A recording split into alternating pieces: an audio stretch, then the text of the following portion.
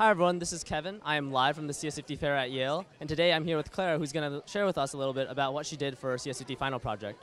So Clara, can you just give us a quick overview of what you did for your final project? Yes, so for my final project, I created a retail website in which you can browse a number of CS50 themed products. So the first thing that you do is you have to log in and register with an account, and once you've done that, you can view any of your products that you would want to purchase, and you can add them to your cart, view your order history, and do everything that a normal retail website would do. Oh wow, really cool. Can you give us a quick run through of like what it looks like? Yeah. So first, when you go to the website, you're prompted to register with an account. I've already made an account, which is just with a pretty basic username and password, not at all secure, but just for the purposes of demoing it. Once you've logged in, you'll be redirected to the home page where you can view any of the CS50 themed products. And from the home page, you can choose to add them directly to your cart. So say you want 3 ducks, you could add 3 ducks to your cart and it'll notify you that it did it successfully. Or alternatively, you can click on a product and have a short description and then determine if you want to add it to your cart from there.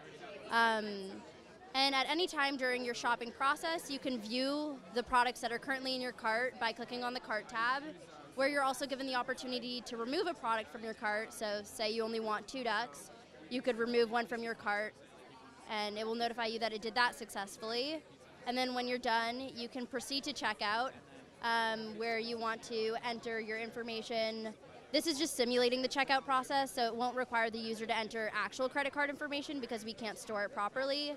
But in theory, this process would check that the user information is valid and ensure that they are properly placing their order. And upon doing so, it'll notify you that your order has been placed, and you'll be notified once it's shipped. And upon purchasing your order, 2 things happen.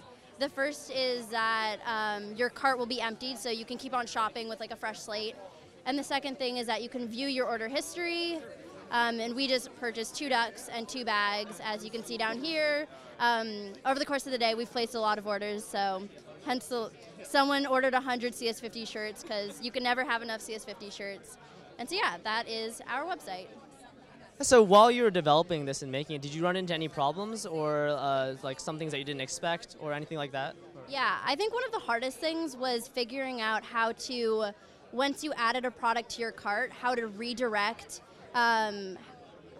it to the proper route so that if you're adding a duck to the cart, it would insert the proper number of ducks to the database with the proper quantity and the proper price and then the total cost. So that you could easily view that in the cart. And then making sure that just stylistically, say you already had a duck in your cart and you wanted to add another, instead of adding another row, it would just increment the quantity. It was just thinking ahead about things like that so that it would actually reflect the way a real retail website would function. Yeah, and so if you had, my last question is if you had like more time to develop this, what do you think were like some features you definitely want to add to it if you had more time to work on this? There are probably 2 things. The first one would be that we would make the checkout process more of a legitimate process that would secure or store securely the user's billing information. And then the second thing is that we hard-coded each of the products into our HTML page so that each of these is a separate link to the product description. But instead, we could create just a template for what we would want that to look like and then have the HTML page itself more efficiently input the product information so that we wouldn't have to do it specifically for each product. Yeah, well, thanks so much, Clara, for sharing with us.